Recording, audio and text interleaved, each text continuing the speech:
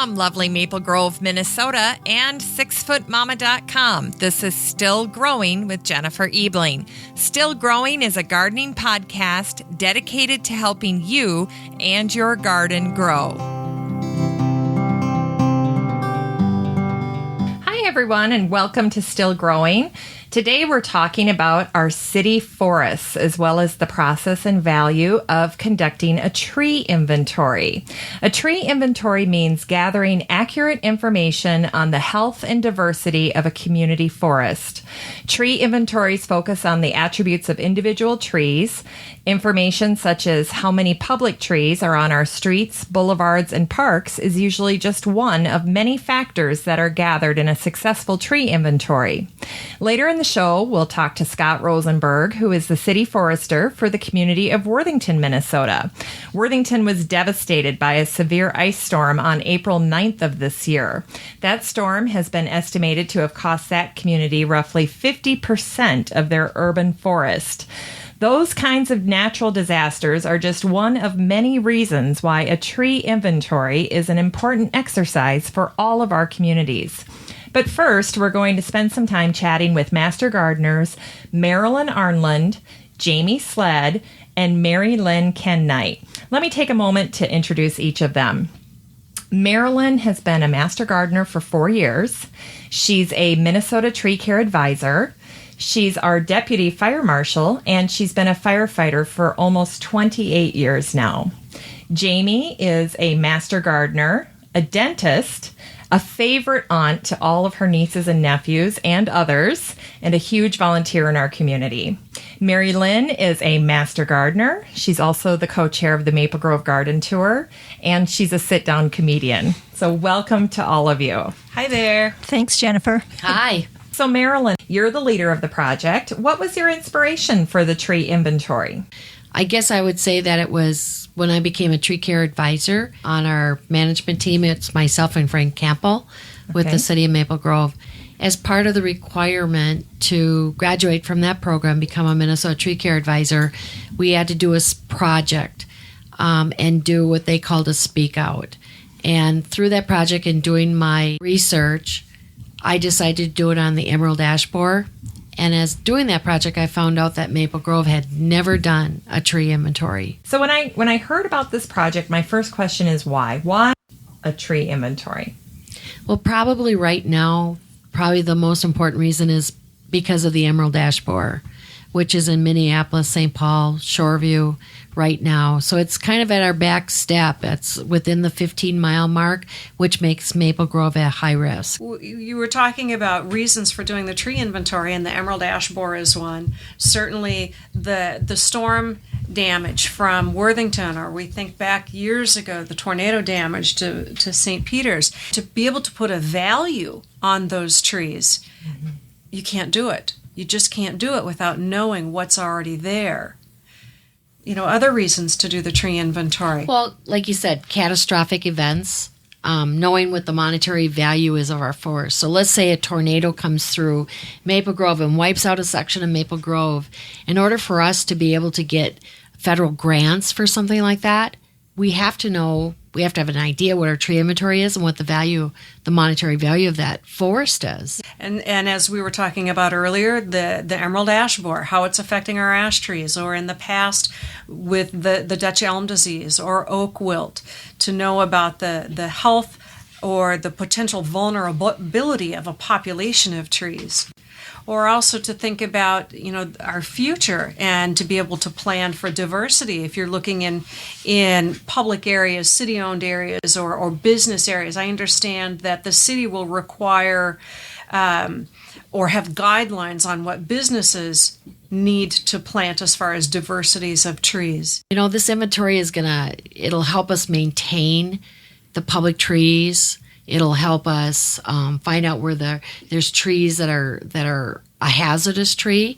If we start seeing decline in a neighborhood, we get out there. There's all kinds of people that can support us. The University of Minnesota, the Department of Agriculture is very, very involved with the cities who already have emerald ash borer, and they're our partners. And so once we discover that we have this, they'll be there with us as our partners and helping us decide what we need to do, what our next steps are.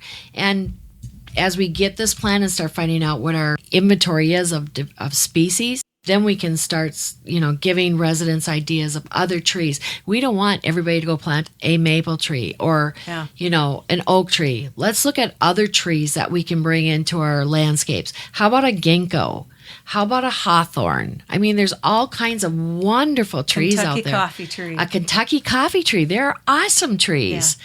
So we need to start making people, our residents, start thinking about other trees that would be really neat trees. And we need to have those shade trees. They help us with our air conditioning bills. Those shade trees are so valuable from that standpoint. Mm-hmm. Well, and just to educate the residents about our community forest, because I have so many guests that are talking about edibles, getting edibles into the landscape. And yet when you think about the vital, important role that trees play, it's getting overlooked, but it's got to be the next thing that's coming, don't you think? Oh, I think so. Absolutely, And let's think about curb appeal. Everybody wants to know, what do I put in my yard to improve the value of my home, to give my home that attractiveness that may help me sell my home in the future, and to know what is a wonderful tree in your location is so beneficial. So not only the diversity, you think about preventing potential devastation either from a pest, a storm. It's so important to know and to have this inventory. What are some of the most important pieces of data you're looking to gather? Well, on all of the trees, we're going to be looking at identifying the species and then measuring the trees, the diameter of the trees. That will also help us figure out how old the trees are. And Marilyn and Jamie, you've actually been out doing some of this work, right? We have. One of the other things that we look for is any defects that may occur in the tree, girdling roots. Are there any splits in the trunks of the trees, any dieback from the crown? And this will give the city officials a good sense of the health of those trees as well. When you think of the overall condition, what's your initial impression been of the trees you've looked at? Well, I think there's a good variety of healthy trees, but there's also some trees that have some significant defects, and those are concerns from any potential storms that may come through. They're certainly vulnerable trees. When you look at the amount of ash trees that are planted in certain areas, if the emerald ash borer were to reach those communities, it could be devastating. Because you're finding those ash trees very prevalent in those communities? Exactly. Okay. Exactly. Think back to years ago when we lost our elm trees from the Dutch elm disease. And at that time, my understanding, and correct me, Marilyn, if I'm wrong, but a lot of ash trees were planted to replace those elm trees. And now what is important is to replace trees with diversity. Have a variety of trees that are being planted in the communities, in the areas. So something we weren't very cognizant of in the past. We just took one variety of tree that had failed and we just went with one homogeneous species of tree, and now here we're sitting a generation later and we're facing a similar issue. Exactly. The scary part, though, with emerald ash borer is that it can actually affect thousands of trees in our community, and we'll have residents calling every day reporting trees that are, they're starting to die, and once they start to die, they get brittle, and just a wind could knock them over. And we really don't have the number of people in our park and rec department and street department that could handle that many trees. Today we do great, but when we start having thousands of ash trees dying, it's going to be a whole new story. So what are they going to do in that situation? Well, I think, the city may have to hire contractors. There's probably no doubt about that that's probably the option that they'll look at. This is where the tree inventory really comes in handy, because it'll help you forecast some of those expenses up front so that you can plan for them instead of trying to be so reactive. We'll know where the trees are, where they're located, where our highest populations of ash are, and then as we're inventorying, if we find an ash in a public area that looks like there's a problem with it or it doesn't look healthy, and that's reported, we can go out and take those trees down today. I think it's important for people to understand what are some of the first initial signs to even suspect an emerald ash borer issue. Probably the earliest thing people are going to see is that the dieback is going to start up high in the crown. So very high in the crown, they're going to start to see dying back. So at the top of the tree. top of the tree. Okay. Yep. And then another thing that you can watch for is woodpeckers, because the woodpeckers are going to know that there's food for them, and they're going to be going after the larvae that's in the tree. So you'll have lots of birds and woodpeckers on your trees. And then maybe some of the more obvious signs. So let's say you missed the crown, you missed the woodpeckers. How are you going to tell that you've got emerald ash borer in your ash tree? The next thing you're going to see is the epicormic sprouts coming out of the tree. So it's kind of like little growths that come out of the stem of the tree. What do they look like? Suckers that are growing right off of the stem of the tree. So it will or look branches that are leafing out way at the bottom of the trunk. Okay, so brand new green shoots coming out of the side of the tree. That's a sign of the tree's kind of like last effort to try to live. Oh. Is by sending out those sprouts. And then once they see those things, what should they do? Well, obviously they should call. Frank Campbell in our engineering department is always willing to come out and look at people's trees and help them do an assessment. And the other thing is to look for a certified arborist in the yellow pages to also come out and take a look at it. Is there any saving a tree, an ash tree, once emerald ash borer has taken hold? For the most part, no. Okay. How about preventative, though? You can prevent a tree. There's insecticides that can be used. Homeowners, if they want, can do a soil drench around the tree. You can go buy that at any home store or landscaping supply. You can? Yes. What's the cost of something like that? Do you guys know? It depends upon how big the tree is. You do go by the diameter of the tree, so how many inches your tree is. Okay. And then on the container itself, it'll tell you how many gallons to pour into the soil around for the roots to take up systemically. Okay. And then is that something that you have to reapply every year? Yes. Oh, it every is? year it has to be done, and you have to do it for the life of the tree, forever. Once you start? Yes. So, people need to decide how important that ash tree is to them. And the other thing to think about is that, let's say you have a very mature ash tree in your yard, and you think about, okay, so if this dies from emerald ash borer, how much will it cost me to have this tree taken down? Yeah. It could cost $1,200 to $2,000 or more to have a tree taken down. So if you start thinking about treating a tree, it might be worth it to people. So are we talking about losing our entire ash tree population in the United States? That's a real possibility. We've already lost tens of thousands of ash trees in Michigan. What does an ideal species distribution in our city look like? Imagine the perfect distribution of trees in our community.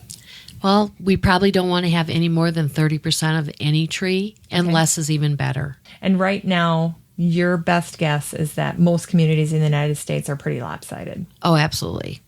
What are we the heaviest in? Probably maple and ash.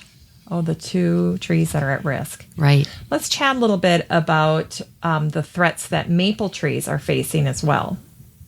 Right now, there's a bug that's called a beetle. It's called the longhorn Asian beetle, and it is in New York. Although it may be close to being eradicated in New York, but it's also in Chicago.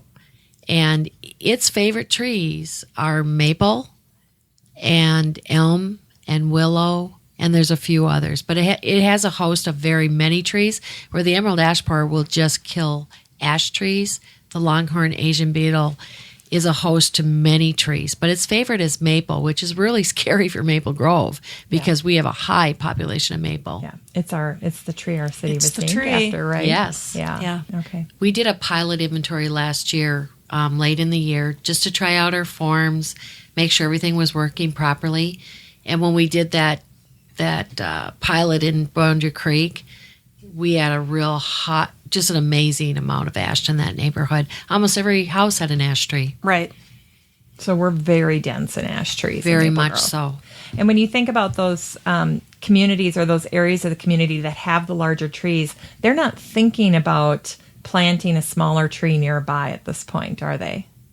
Probably not. Probably not. And interestingly, I'm in a community that's fairly young, probably 14 years old within our community, and we have a lot of linden trees. Oh. And it's hard to predict what is going to be the outcome or the potential issues with linden trees 20 or 30 years from now. Mm-hmm. And also in these new communities, you see a lot of ornamental trees. People are looking for that different pop of color or something that's unique, in addition to the taller maple trees, for instance, where they're going to have the beautiful fall colors. Yes. So there's not a lot of planning yet on what a diverse environment should be like. It's hard to plan on what's going to happen to our tree inventory 20 years from now. Yeah. Let's chat about ornamental trees. Do they add much value to our community forest? I think that they actually provide a lot of value to our flora and our fauna as far as seeds and berries for birds that come through, birds that migrate, but the flowers are great for our native bumblebees. There's definitely a place for ornamental trees in a neighborhood. Certainly, as we come off of our long Minnesota winters, we are all enthralled when we see the early bloomers, crabapple trees and the different lilacs, and to see the flowers and to smell them. I love that. And take us back to winter. The berries on the trees and the birds eating them. Exactly. Right. Yeah, absolutely. I've got a neighbor who moved in next door to me, and I pointed to the tree on the boulevard, and then I pointed to the tree at the back of their house, and I said, guess what? Those two trees are the same age. And yet the tree at the front of the property, where there's, it's hard as clay, that tree looks like it's about a year old, and it's just stunted. What would you tell a homeowner that's got a tree situation like that? That tree might be a stunted tree because of a girdling root. Oh. And that is something that is a real challenge to overcome. Marilyn and I live in the same neighborhood, and along the boulevard we have several maple trees planted. And interestingly, one of the trees was struggling because of a girdling root. We actually dug away the roots of the tree and tried to ungirdle those roots as much as we could. We did that last fall. And unfortunately, the tree is not surviving, let alone thriving. But you could tell that the tree was also planted too deep. We took pictures as we dug this tree out, and we got kidding from the neighbors like you wouldn't believe. But we dug it out. The main root was down 14 inches. That's how too deep it was. Your main stem of your tree, when you're planting it, so you buy it whether it's ball or burlap or whether it's in a bucket, you need to find out where that main root is, and you shouldn't have more than 2 inches of soil on it. And this tree was 14 inches, the first main roots that came off the tree. It was just amazing that the tree lasted as long as it did. So they kind of smother when they're buried absolutely. that deep. Exactly. Yes. Yeah. And you also will drive around neighborhoods and you'll see people that will put mulch around their tree, and they will have that mulch coming so high up the base of the tree, and that smothers the tree as well. Right. And one of the most important things that Marilyn actually taught me is before you plant a tree, scrape the soil off the top of the root ball and find that main root that's coming off the trunk. And then make sure that the hole that you're digging for your tree is not deeper than the dirt that is left on the root of the tree, so that as the tree settles into the hole, it doesn't settle deeper than what you planted it. So in the olden days, we used to think, amend the soil as much as you can around the root ball for the tree that you're planting. Yes. Nowadays, the new science, the new idea, the new thought is to just make the hole as deep as the dirt that's in the pot, but you can amend the soil further out from the small root ball that you're going to plant. So you can make the hole wide as you want, and amend the soil. But also to make sure that you're including some of the soil that's native to that area. Let's give people a little more personal advice about the trees. If you had a sunny area in a clay front yard, what would be your recommendation for the type of tree you'd like to plant? I like serviceberry. Serviceberry would grow in a situation like that, especially because it's a multi-trunked tree. It has the berries in the summer that the cedar waxwings love. It has the beautiful white flowers in the spring. You can get the serviceberries. There's 3 different serviceberries, 3 different heights, 6 feet, 15 feet, and 25 feet. And it's a beautiful tree that you can plant close to your house so that you don't have to worry about it creating a problem with the structure of your home. I'd probably pick an oak tree because I'd want that red fall color. And I really like the ornamentals. I love to see the crabapple trees, and I love the dwarf Korean lilacs. I also have a Japanese lilac tree in my yard that's beautiful. Yep, you're right. Another common problem that I hear about with trees a lot is when you have a tree that the roots start to creep along the surface of the lawn. What's happening with a tree like that? Some trees are just, that's the nature, that's how they are. And I can give you a really good example, and it's way overplanted, and that's the autumn blaze maple. It is going to do that. The roots are going to come up. Some trees are just, that's the way they grow. And really, you really can't do a lot about that. If you put tons of soil on them to try to cover it up, you're going to stress that tree. You could actually kill it. Some trees will do that, and if you do your research, you might even find that out about a tree. Let's do another question here about trees. Let's say you have a shaded area or an area that's not going to get as much sun. Serviceberry is a tree that you can plant there. You can also go with a hemlock. How about this? Favorite evergreen or favorite conifer? Fir tree. I like the hemlock. Okay. Do you have one, Jamie? I'm looking up the web address for the Hennepin County Master Gardeners. Stay tuned.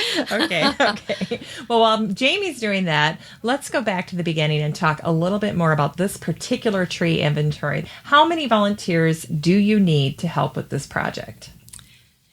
Well, when we first started, we were looking, we set a number at 300 volunteers. And when we did our pilot, we figured out that we could do about a tree every minute, every 30 seconds to a minute. We have 23,000 residential lots in Maple Grove. And so we thought with 300 volunteers, we did all the math and said we could do this in about 3 years. Right now, we are only at about 60 or so volunteers. So we really, really need more volunteers. And let me do a plug. Being a part of the pilot study last fall, Marilyn and Frank Campbell and myself, it was fun. First of all, it's great to be with your friends, to be outside was just really a neat experience. And it was neat to be able to walk up and down the streets and have an opportunity to see these trees. We even had homeowners come out and say, "Hey, what are you doing?" And they were really quite interested in the tree inventory, interested in learning what was going on in their area. And so I would encourage you, grab some of your neighbors and decide to go out and walk up and down your streets and get to know your community. It's a great way to see what's there and again, to improve your neighborhood. Absolutely. And if you're a walker or someone who just wants to get out and get a little more exercise, maybe grab the neighbor and start helping identify what trees are in our community forest, right? And you don't need to have previous knowledge about trees. Marilyn has done a wonderful job developing this program. She has a great program that she'll teach us how to identify trees. We also have an iPad app that the city, if you don't have your own iPad, the city will check one out to you, and it is so user-friendly. It gives you all the information you need. It explains what you're looking for. For instance, if you want to know what staghorning means as far as a condition of a tree, it's going to show you what that is, and it's going to show you pictures of trees. So you may not be 100% familiar with what a serviceberry tree looks like. There will be a picture that will show you. It will help you identify the tree. It really is quite easy. What does the training for this project look like? So if I'm a Maple Grove volunteer and I want to get active in the tree inventory, what would my training look like? Well, it's going to start out with classroom training. in the classroom, and we go through and learn about the leaves and the bark and all the puzzle pieces to put together to identify a tree. Every participant gets a handbook that they get to keep forever, and everybody gets a Maple Grove Inventory t-shirt that you keep forever. And then we provide all of the other equipment for you, a tree ID book, code book, a street book that has pictures of all the different effects that you learn about in class. So we go through the whole thing. The total time is 3-hour commitment for the training. We spend about a half hour outside after the classroom and actually go out and do some hands-on. We measure the trees with the DBA tapes that are provided. Everybody also gets a traffic vest, a high visibility traffic vest, because you are walking on the streets and on the sidewalks. And everybody that has come to training in the classroom, when I'm looking out at the classroom and teaching, I see a little bit of doubts out there that they can do it. And I keep telling them, when you get out there, you're going to be amazed how this all is going to come together. And when everybody leaves, they all have smiles and they're saying, I can do this. It's really fun to watch people after they do the hands-on outside, because everybody is positive and really excited to get out there and do it.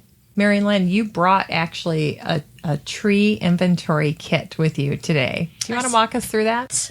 The first thing is the Maple Grove Tree Inventory bag that will hold everything together, so it keeps your hands free. Then we have the notebook that has the book on the inside. It also has the tape measure. It has the scale to determine the percentage of the canopy of the tree. It has what we call a street book, and that just everything that we go through in the classroom, we learn about the different kind of defects that trees can have for the condition rating of public trees. There's pictures and explanation of every one of those things in your street book, so it's real quick and easy to look something up. And just to clarify, if I was doing the tree inventory, I'm not creeping around in people's backyards, right? No, we're just doing front yards. If the house is like on a corner lot, you would also do like the side yard. So it has to be on a public street, and you would just either do the front yard or the front and side yard. And we're working in teams of 3. You can bring your own team to us and say we're a team of 3, okay, or we can place you with other people that have the same availability that you have. Okay. What if we get families that want to participate? We would love that. Okay. And do you have to be a certain age before you can? Yeah. You do have to be at least 16 years old to be a volunteer for the City of Maple Grove. You also do not have to be a resident. We have people from Minneapolis, from Minnetonka, from Excelsior that are ready to come to training and are helping us with our inventory. And they're looking at it as a learning process and just having a lot of fun with it. Now, when you mention the front of the property, are we talking about everything from the street to the front door? We are, except we are not inventorying what's called foundation plantings. So that would be from the front of the house 3 feet out. We look at those as foundation plantings, and we wouldn't inventory that. So you go out 3 feet from the house out to the curb. Okay. And are we including ornamentals? We are including ornamentals. We do have some standard rules that we follow. For deciduous trees, those are the ones with the leaves on it, they have to be at least 1.5 inches in diameter to inventory them. And then for conifers, that would be our spruces and pines and those kind of trees, they have to be at least 4 feet tall. How do you find the experience of going out and using that book to help identify trees? Is it pretty straightforward? I think it's very easy. And once you get on a block and you're looking at the trees, unfortunately, as we've discussed earlier, a lot of the trees are the same type of tree. So it's easy to tell an ash tree because you've seen it time and time and time and time again. It's the ornamental trees that actually sort of make you stop and question what kind of tree it is, because there are so many different types of ornamental trees. But Marilyn has done an excellent job putting together the book that includes all of the ornamental trees that we would possibly see in Maple Grove. Here's a question you might not get. What if you're out doing the tree inventory and you just have no idea what you're looking at, what kind of tree you're looking at? There is a category called Other. And the beauty of the iPad app is take a picture of it. Oh, yeah, that's a great idea. Yeah. And actually, we also have an app for the Android. So it's called GIS Cloud. And actually, Maple Grove as far as we know, is the first city in the state of Minnesota that's using an electronic app to do a tree inventory. So I think that's really exciting. That is exciting. Is that an app that we had someone develop for us, or did we just purchase this app? Well, it's a free app that the city was able to get. They designed the application for our tree inventory. So one of the guys, Doug Garrity, who's he's our GIS guy for the city of Maple Grove, designed that app. And it's amazing. It is so user friendly. I've had people come to training that I've handed them the mini iPad that they can check out from us. They've never held an electronic device in their hand before. One gentleman didn't even own a cell phone, and he was using it in 5 minutes. That's great. It was 5 minutes of instruction, and he was doing it. It was fun to see that. And then the information is stored with GIS Cloud, so it's kind of like up in the cloud. So it's not on our hard drives at the city, which will just save us tons and tons of money. Because it just all syncs up to the cloud, and you Right. don't have to worry about downloading things or Right. things getting lost, because it's And- immediately saved. Right, and the other point is that you don't have if you have a plan for your cell phone that doesn't have unlimited minutes, you can do it all via Wi-Fi. You just have to have the application on, and they go into queue, and it's a little red circle and have the number of trees that you inventoried. And we were watching that today at training. Somebody had done like 3 or 4 trees on, I don't know if it was an iPad or an Android. And when we got closer up to the City Hall building where there was Wi-Fi, we watched it just start downloading the information. It did it all on its own. All on its own. You don't have to do a thing. This app is so simple. Honestly, anybody can use it. So some people are doing it on their phone. Oh, I have it on my phone, my Android phone. So if we have people at home right now that are curious and would like to just even download that app and see what it looks like before they ever even go to training, can they get the name of that app? Well, they can, but you actually have to have a username and a password to get Okay. into this thing. So we really want people to sign up to volunteer. And then get it and through then the they training. could get it, yes. Okay, that's awesome. But it will be free to them, right? If they bring their Absolutely. device in. 100% free. Okay, I love that. Would you like to know how to sign up? Absolutely. Let's tell everybody how they can help to volunteer to get the city's tree inventory done. If you go to the Maple Grove City website, which is maplegrovemn.gov, and if you go about 2/3 down the page, you will see these brown rectangular boxes, and you can scroll through there and you will see one that says tree inventory. Click on that and it will tell you how to do it. That's perfect. And Marilyn, if people want to contact you directly to volunteer or to ask questions, or maybe there's a listener out there right now that is getting ready to do their own community tree inventory and they want to reach out to you, what's your phone number? It is 763-494-6091. Well, ladies, I'd like to thank each of you for being in the studio today, and you're all coming back in a few weeks to be part of our Master Gardener Roundtable, right? Right. Okay. In the meantime, I'll have all the information about the tree inventory project as well as the show notes from this discussion available on my website. Thank you, Jamie. And thank you, Mary Lynn. And thank you, Marilyn. Thanks. Thanks. All right. Okay, also joining me on the show today is Scott Rosenberg. Scott is the city forester for my hometown of Worthington, Minnesota. And as I mentioned at the beginning of the show, Worthington's community forest was hit hard by a terrible ice storm on April 9th of this year. Scott, I imagine your workload drastically increased as a result of that storm. Yes, it's created a lot of extra work and time commitment for myself and staff. It's taken us from a lot of our normal detail as we also take care of our parks, and part of the crew does the streets. We have lost a lot of time early season to that and committed it more to the tree recovery. Yes, and for listeners who aren't familiar with what happened, could you give folks an idea of what that storm was like and just why it caused so much damage for you guys? Rain began early in the beginning part of April. Began as a light rain, middle of the morning, and continued all day. We started to have a few branches dropping by the end of that day. We did have the boulevards all cleaned up at the end of that day as the rain had kind of let up. And that night again, the rains really came down and formed a sheet of ice on everything, as well as the trees really took it, as well as our power lines.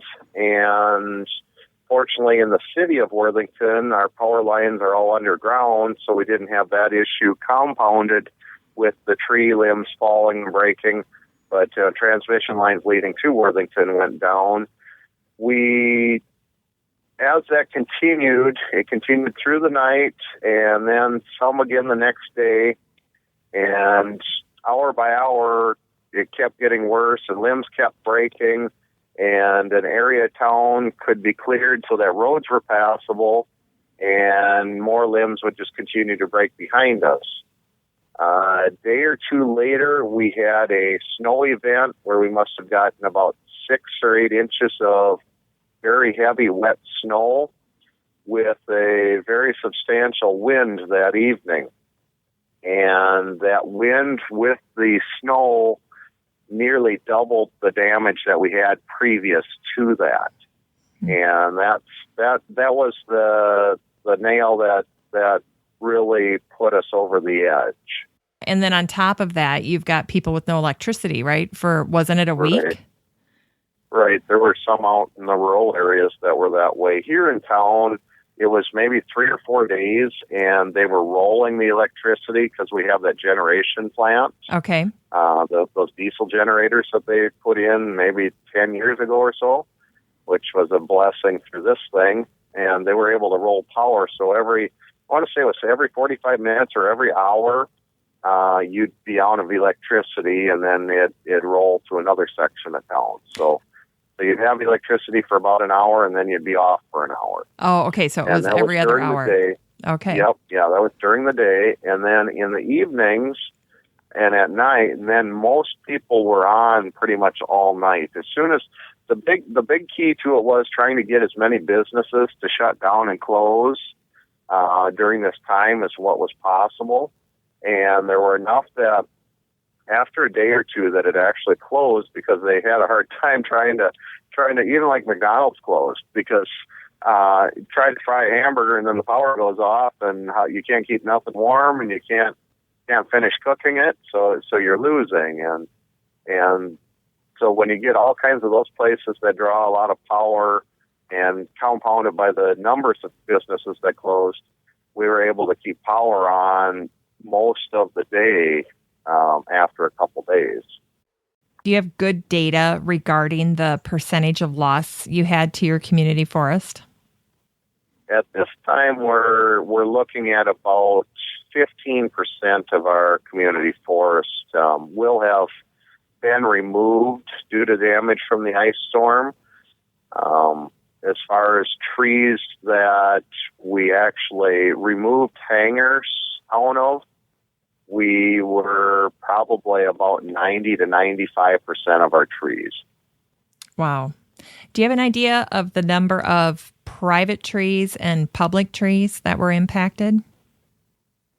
I don't have any data on the private trees, but we do have about 5,000 boulevard trees, and about 1,600 park trees. In those numbers, it's about 90%. Didn't do the math on the hangers, but 90 to 95% of those, because when we removed hangers, part of the FEMA guidelines allow for removal of hangers from private trees, which own public properties. And so those numbers were added in, and I know that there were over 6,000 trees with hangers removed. But some of those numbers are going to be the private trees hanging over public right-of-way. As far as numbers removed on public property, we're going to be right in that 750 number. So that was an immense job, just going through taking care of hangers, taking down debris. Did you get help from other communities or other like private companies, or how did you handle that? We did not receive any help from other communities.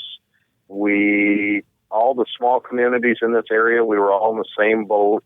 We all had a a lot of ice damage and trying to deal with it and open the streets. What we did here in Worthington was brought in excavators as well as loaders, skid loaders with grapples, and had a lot of side dump trucks, end dump trucks, and we're loading the trucks with the excavators, and we worked the first 72 hours that we were allowed by FEMA standards to be able to operate, just to clear the roads that way. And we ran four excavating crews, and we went through the town very rapidly. After that first 72 hours, then we had to competitively bid, and a company by the name of Ceres received the competitive bid, and they came in with a lot of trucks and debris trucks, and within about 2 weeks' time had most of the hangars removed. We're still working on a few that are out there on punch lists from parks yet, and there's about 100 removals left to do. It's been about 2 months since the storm hit. Have things slowed down for you yet? Well, they're not slowing down. We still have we've got a lake here in Worthington, and we just began our shoreline debris cleanup the end of last week and worked a couple days at it. Now today we're removing some of the hangars over the shoreline, as well as some of our worst areas where we've got more trees, removing debris from the lake in those locations. So we have probably at least a week left on debris around the shoreline, and it'll probably take a week on the tree removals yet. In a 2-week period, we should be pretty close on wrapping this up. And it's not going to end at that point. That's going to be where we have to be to say that we've cleaned up the debris and damage or the mess from the storm. We still are going to have many, many trees in town to clean up, as far as cut the snags or the broken portions, the remaining portion of each limb out back to the nearest lateral branch. We've got a lot of cleanup to do in a lot of trees that way, but we've got Ceres is also doing some of that, and they'll be trimming about 800 trees, and beyond that is to be determined if we will continue that as city staff as time permits, or if we'll have another contract after that. Aside from the trees that were a total loss, do the remaining trees suffer from crown loss or other trauma? I would assume so. Definitely. This definitely changed our urban forest for years to come. There's many trees that have either at or just below 50% crown loss, which were not eligible for removal. Anything with less than 50% damage was not eligible for removal through this. And there's going to be a lot of those trees that are very thin, and Mother Nature topped a lot of our trees, so to speak, the way that they were broken out. If they were that 50% and greater, most of those trees are being removed. Anything under 50% damage stayed. And we're seeing some of these branches now as they're leafing out, gaining weight, catching more wind, that there must have been more stressed cracks in the wood, that we're finding and seeing some breakage in those now, that we'll have breakage in limbs for 5 to 10 years to come from this. So there are long-term ramifications for this. Yes. And it's got to be so sad for the residents that are used to seeing Worthington with such marvelous canopies over the streets. And it's definitely opening up our urban forests. The comment that really was an eye-opener to me that an individual did make, that, years ago there were not trees in Worthington. That was before I moved here to town, but there were not trees at one point, and they'd been planted, and it can be done again. Yes. Has the community been really responsive to all of the information that's been getting to them through the media about how to take care of their trees or how to handle a tree that's been damaged? Yeah, for the most part. The early part of the storm, we had so many what I call storm chasers here trying to make a quick, easy dollar, and knowing there was a lot of work to be done, that they were able to find work real easily. They came in, and we've got a lot of homeowners allowed these companies to do topping to their trees, where typically you wouldn't want to top the tree, but a lot of them had a lot of broken branches, and rather than trying to do some type of a pruning, whether it's back to the first union or removing a whole limb or whatever it would be, rather than doing that, they were allowing them just to come in and cut it 15 or 20 feet tall and have a top tree. Such a shame. So, yeah, they'll wish they hadn't done it in 5 to 10 years. They'll either have a lot of problems with limbs, or they'll be continually hiring somebody to take care of those, or the tree's going to just decline and die over time. So the important thing to keep in mind in this one was we had a lot of tree damage and people without power for a while, but very, very few injuries and no fatalities out of this. So it could have been a lot worse storm than just what we have to deal with now. Absolutely. Out of curiosity, what species of tree was most impacted? The green ash is a very prevalent tree here in Worthington, as well as maples, but the ash, when they broke, a lot larger limb was breaking than the maples, which lost smaller limbs in the tops of the trees. So we had about 90% of our removals will be green ash. And that's kind of fortuitous with the emerald ash borer on the horizon for so many communities. Yeah, it's maybe a blessing in disguise if the emerald ash borer would ever make it to Worthington, which we here all hope that does not happen. Yes. Unfortunately, you're experiencing a drought down there. That's got to hamper the replacement effort, right? Yeah, at this time, we're currently in a watering ban due to the drought, which began last summer. And at this time, the water ban has not been lifted yet. And any non-essential water use is prohibited. And watering of landscapes fits into that category. So we are not doing a replanting at this time, but do plan on planting in the future and need to explore our options as far as funding and tree availabilities to hopefully begin some of that either this fall or next spring. So that has to hurt private homeowners too, right, in terms of trying to replace their private trees? Yes, it's going to slow the effort of replanting. Might move them back one season. At this point, we've been getting some rains, and very hopeful that if the rains continue, the water ban will hopefully be lifted somewhere in the near future. Yeah, that would be good news. I'm assuming the drought is just further stressing the surviving trees down there too.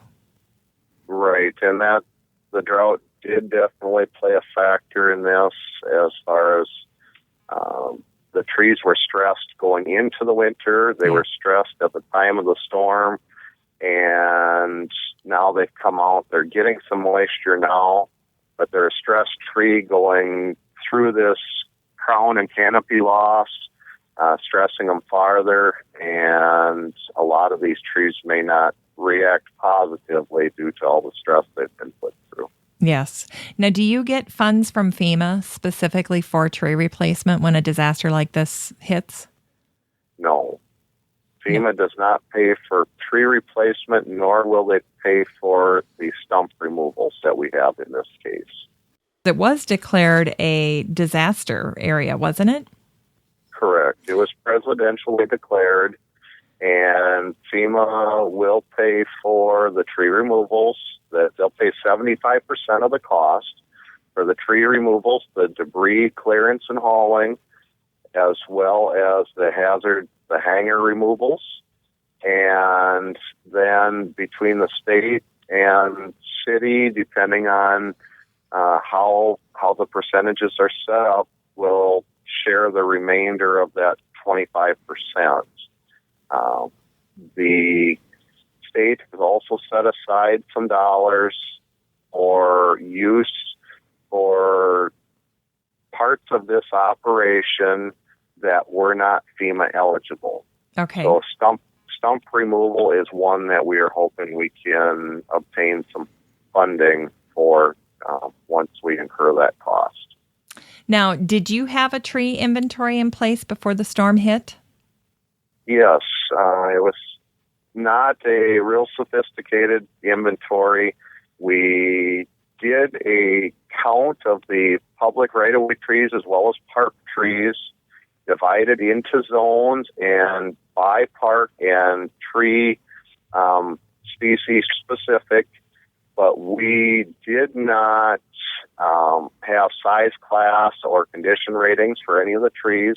Okay. But we knew how many and of what kind in each zone. So it was real helpful when the questions started coming from FEMA. How many trees are affected? How many are you going to lose? What percentage? We at least had numbers to draw estimates off of for our loss and what our total cost was going to be through this process. It definitely makes life a lot easier to have that ahead of time. It's something that we did about 3 years ago, but something like this, it really, really was a useful tool.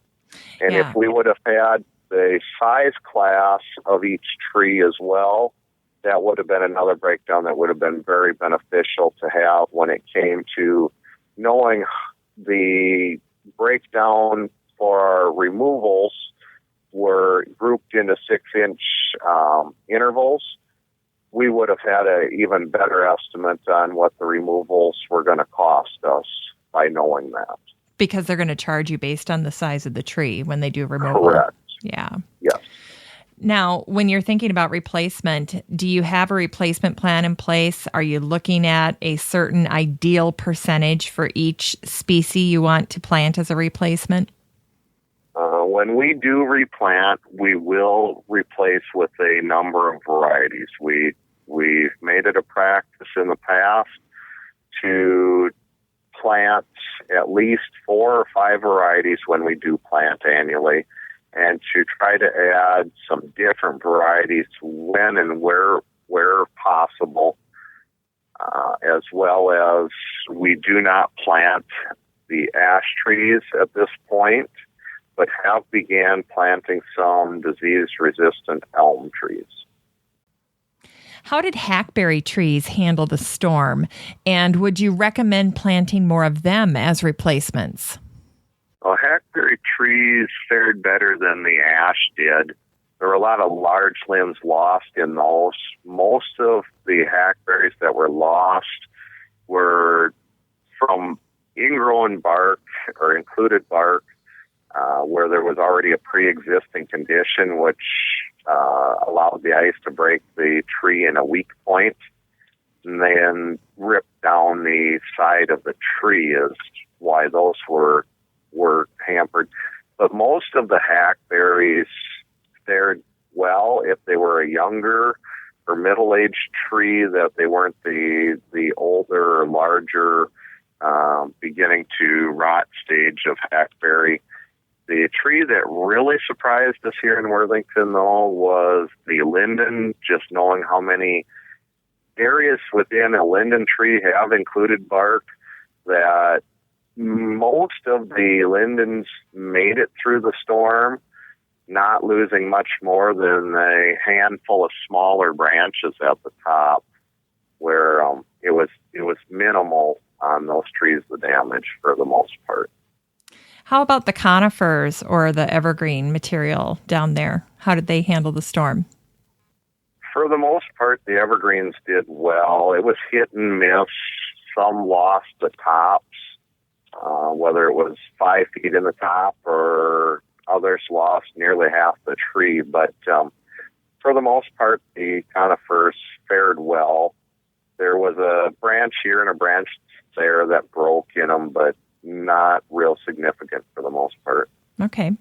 So if you have a community member who wants to replace and care for a boulevard tree on their own, can they do that? Yes. We've been allowing that for a number of years with budget cuts we've done. We have a homeowner that wishes to plant a tree on their own in their right-of-way, and they contact the city forester to do so. We work with them. They need to contact Gopher, one call, and we have some planting criteria as to types of trees that are not allowed on the boulevard, such as conifer trees or nut or fruit-bearing trees. And we need to be 5 feet away from any underground utility and 10 feet from water and sewer lines. As long as you meet those criteria, then we allow the planting of those trees on the city right-of-way. Okay. And the homeowner is aware that even though they're buying the tree and planting it on the city right-of-way, that it will become or does become a city-owned or maintained tree, that if the time comes that we need to remove it or trim it, that it's still a city tree and that it's not their tree at that point. Okay. So after all of this, do you have any tips or suggestions for a community that's about to embark on their very first tree inventory in light of what you've gone through? I would definitely recommend that if the opportunity is there to do the inventory with a size class and even condition rating, would have been helpful and beneficial. In the end, we got by without that, but would definitely be nice to know. One other aspect that we really needed and had to do a lot of documentation with was GPS location of trees for FEMA. And we did the GPS location on the trees worked on immediately before the work was done, which is required, but it'd definitely be nice to know that it would work into a system like GIS with that, so that it'd be easier to locate your trees or have them plotted into a layer on a map. Absolutely. And those other two variables that you were thinking about, why would have those been helpful for you? The size class would have been helpful due to the fact that we could have better estimated the total cost of removals based upon the size or diameter of the tree, due to the fact that our bid was broken down in 6-inch increments for removal costs, that a 6 to 12-inch tree was X and a 12 to 18 tree was Y. Okay. So it would have helped us estimate that a little bit easier. Okay. How would have knowing the condition of the tree been more helpful for you? The big thing on condition would have helped show, as far as when we had the rating, how good a job we were doing as far as our proactivity for removal in the past. If we were removing enough, or if we were seeing a lot of our trees that we were rating at a 75%, if a lot of those trees were failing, if we should be looking at in the future a little more aggressive maintenance to try to curb some of those problems. So if folks have questions or concerns, how would you like them to contact you? Well, if they have questions or concerns, they can call 507-372-8665, and we will try to answer your questions or work with you the best we can. All right, Scott. Well, I want to thank you for sharing the story of what happened to Worthington's community forest, and best of luck to you and everyone down there trying to plant replacement trees in the community. Thanks for having me. I'll have all the information that we shared on the podcast today at 6footmama.com. That's the number 6ftmama.com. And you can find this episode in the top menu under the Still Growing podcast. By the way, I'll have everyone's contact information there as well, and there will be some fun things there to reference. You can find me at facebook.com/stillgrowing with 6footmama, and I'll talk to you all next week. Still Growing with Jennifer Ebling is a 6footmama.com production made in lovely Maple Grove, Minnesota.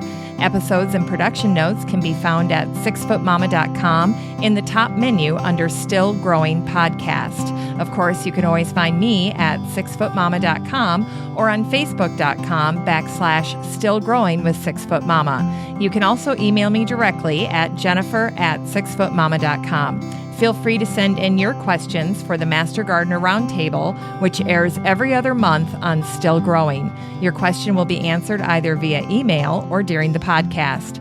Once again, Still Growing is an hour-long weekly gardening podcast dedicated to helping you and your garden grow.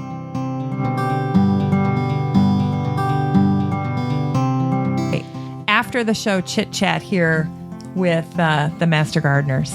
And one hot piece of information I have to share is the Master Gardener website that Marilyn referred to. It is a plethora of information, and that website is hennepinmastergardeners.org. I get on this babble. Just cut my babble out. I do too, though. I babble. Yeah, you babble intelligently. And as she was lying on the ground with this raccoon trying to push him off because she just happened to get a log, somebody came up and was able to knock the raccoon off of her. And he had to hit the raccoon several times. It kept coming after him and kept coming after him and kept coming after him with a log, with a stick. Probably had to hit it 3 times. And The raccoon didn't have the stick. no, the husband had the stick. Oh, okay. Hit the raccoon 3 times. Each time, the raccoon would get up and go after her again. So I said, I want to go show you this tree. Well, Tom is obsessed with lupins. And they had flat upon flat of lupins Yes. for $1.99. Oh my, flats? Yeah. Well, the flat was Each it was 4-inch each pots. 4-inch pot was $1.99. He has them every year. It's the best deal in town. Oh my gosh, Tom was so panicked. And this was after hours. Tom was so Oh my panicked gosh, he had to get back the next day. right when they opened. We sell them for $1.99 a piece. Are you and it's, kidding? what is it called? Cherry berry. It's Barrett Powwow Berry. Powwow berry. $1.99 for a new introduced flower, Powwow berry for $1.99. And you should have saw the audience. They all went, if I could just had a picture of that. And you know, We were shopping together, and I'm like to Jamie, come here, you gotta see this. You won't believe it. Well, I had picked up almost every one of them and put them on my cart. Whoa. So there was like 3 left. yeah, and You gotta see this. I left 2 free. so Betty was there. Betty. And I said, Who's Betty. So they brought another flat back down for me. And I knew they nice. would. All you have to do is Yeah, ask. yeah. They'll bring them out. Hey, I know That's where she awesome. lives. I'll just Yeah, go dig them and up then as soon as she plants Danny them. and I were just there. We just went and bought more plants for my pots. Yeah. And I bought another flat. Oh, Marilyn, you're weak. Oh, God. Oh. You should see us together. Oh, it's bad. We were like, there, take my credit and I card said, away. Marilyn, I'm nauseous. Get me out of here. And I'm like, but wait, look at this. I think I spent close to $300 that day. And I spent $150. Are you holding out on me? 25% off everything right now. You're holding out at 20% off what? what? Everything. Everything. And it's June 11th. A horrible spring, and we're still having Having a a horrible horrible spring. Yes. Because I still haven't gotten in my garden, and all I have to say is, thank God we've had a horrible spring because my garden looks so bad. Rain. Yeah. And you don't want to compact it. Really, it's a mistake to be out there. You compact the garden and nothing's going to grow. And yet I feel like now's the time for me to pull these weeds out. Well, I've been doing that. Everything I can reach from the side. Yeah. I mean, if I've been doing my physical fitness, Yeah. stretching, because I don't want to walk on it, so I'm strict. Okay, so I have to tell you a story. This is a non-gardening story. Okay, So, I'm gonna stop I don't know, the tape Marilyn. then. And I was pulling weeds in my garden. Actually, I went to plant a hosta or a daylily or something, And I got to the back of the garden and started seeing weeds. Oh, well, that's a never 3 hours later, I'm Yeah. coming out of the garden just eaten up alive and full of Oh, mud. but isn't it so cathartic? Doesn't Oh, it God, just I feel pulled. so good? Oh, my God, yes. Just to get those weeds out Not of there. to be eaten by mosquitoes, though. No. Well, that's I would true. leave. And I usually tried I'm- to weed today. I'm I was hysterical out for about 30 that. seconds Because of the mosquito? because of the mosquitoes. They were so awful. And I said, this is not worth it. They're wildflowers. I'll just leave them where they are right now. It kills everything. You know, I can see if you're going to have a party and you spray one time. Yeah. I can live with that. Except, you're right, except you're it's right. residual, and it will last for a while. And even if you have the mosquito control and they come out to spray without, not the pellets, but the actual spray, Yeah. any bumblebee, any butterfly that lands on a leaf and they absorb the pesticide through their feet, they may not die, but they will carry it back to their nest, and somehow it gets introduced into the larva. Perpetuated. Yeah, into the larva, and then they're either going to be what's the word I'm looking for? Mutant? Well, not mutant, Deformed. but compromised. Compromised. And that's part of why they think we're having this sudden collapse disorder with the bumblebee, with the honeybees. Raccoons are not rabies carriers. That is a total I'm misconception. shocked. Our concern I'm shocked. with raccoons needs to be the parasites in the fecal matter. Oh, great. And as we go to dig in our How dirt, do you even know? Have You ever don't. even seen Well, you it? know And what? so that's we have why we raccoons work- that come up on our deck every Every night night. because we have hummingbird feeders and bird feeders. And do you know how many times they have pooped on the steps or up on the deck? yeah. And so What that's does it look why like? Does it look like goose poop? It looks I like don't really know. loose, kind of pellety. Yeah, it's I don't know real what it You looks loose. like. usually see a lot of bugs in it, like and that's beetles. it. And Yeah. so she said, you must wear gloves. You must wear gloves when you garden. And it makes sense. And I wear always gloves wear How about all if the you time. don't wear shoes? Although I was pulling I never wear weeds shoes in and my you know what? garden. I wear flip-flops in my garden constantly. I Yeah. wear flip-flops. Wait a minute. You don't Although- wear barefoot? Oh yeah. Oh my God. That's because I'm usually walking from one door to the other, Marilyn and I are shocked at you. and I open the door and I go, who shoot, there's she a is. weed. You know what? So I have to run out there without any shoes on because I don't want to take the time. I Pull just out the bought, weeds, and then I'm out there for like 3 hours without shoes on. Yeah. But that ruins your You should pedicure. see me. Oh, it does. Shoes, Yeah, look at my stockings, feet. long pants. I've had Oh, no, I Lyme don't do disease that. twice. Oh, yeah. That. Yeah, I can am like the understand only person in the neighborhood that goes out like it's wintertime when I garden. that. Oh, you lucky girl. Oh, I'm Because a what size shoe do you have? 7. Yeah, that's why you can do that. They had a diverse range of sizes. They do. They're not going to have our What size. They won't have Dutch girl feet. Yeah. That's right.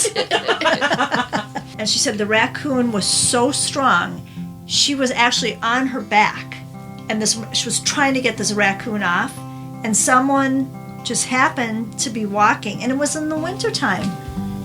You know who has those? Not because I want to comment Yeah, on that. I know. That Fleet is cute. Farm sells those. You can get camel. There you go. There you go. They do have camel on the men's sizes. Yeah, no, Camel. thank you. But So they back are to the killer awesome. raccoon. Okay, So, so yeah. she, Okay. fortunately, her husband walked. It was in the middle of winter. She had walked a mile to get her mail, and saw this raccoon, and the raccoon charged after her. It was a show. It was a radio broadcast on NPR. And as she was lying on the ground with this raccoon, trying to push him off because she just happened to get a log, somebody came up and was able to knock the raccoon off for her. And he had to hit the raccoon several times. It kept coming after him and kept coming after him and kept coming after him with a log, with a stick. Probably had to hit it 3 times. And The raccoon didn't have the stick. no, the husband had the stick. Oh, okay. Hit the raccoon 3 times. Each time, the raccoon would get up and go after her again. Yeah, I know. That's okay. However, I assumed it was rabies. Had a raccoon jump off the deck, land in the pool, swim across the pool, take its little feet on the other side, pull itself up, and off it went. Raccoon have like little hands, Yeah, they do. and they are so strong. We have a bird feeder that has the wire cage around it, and it has these rubber things that come down to hold the cap on. It will open it up and pull the top off of it, and it is not easy to do. And it'll go to the hummingbird feeder and pull the little yellow flowers off of every yeah. one of them and throw them on the ground. He takes the glass cup that the grape jelly is in and he'll break it or throw it down on the ground. They get mad. So we actually take everything in every night because the raccoons will destroy everything. I have pictures of the raccoons. I get up, for work or going out for fire calls. One time at 4 o'clock in the morning, I'm in the kitchen and I look, I turn on the light on the deck, and there's this mammoth raccoon out there, and he turns around, looks at me, and just keeps right on going. And he's pulling the stuff. He takes the hummingbird feeder, he pulls the flowers out, picks it up, and drinks it like a bottle. Little moonshine. Yeah. He says, come get me now.